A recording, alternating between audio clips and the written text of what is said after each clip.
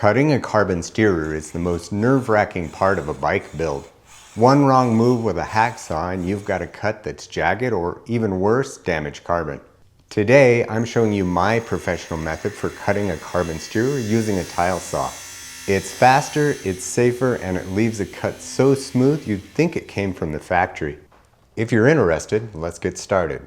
Before we cut anything, we need to make sure we cut in the right spot.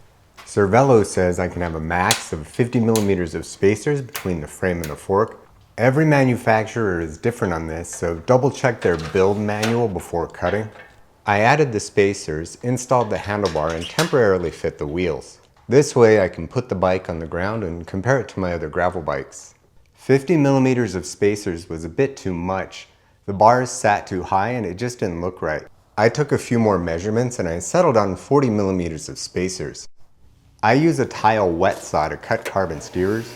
It uses a wet diamond blade to make the cut. That leaves a smooth finish and the water captures any dust. I cut the steerer as straight as I could, but it's not perfect. So I made a sanding tool and I sanded it square. This is a 3D printed tool I designed myself. It's got a layer of 60 grit sandpaper inside. It fits tightly on the steerer so that it sands it square. I'll leave a link to the STL file in the description in case you want to make one yourself. Once I was happy with the fork, I installed it in the frame and I fit the expansion plug.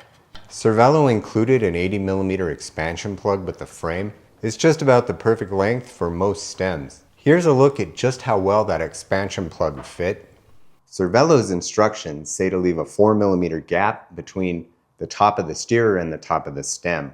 That way, when the expansion plug is installed, it leaves a 2 millimeter gap that is just about right for preload.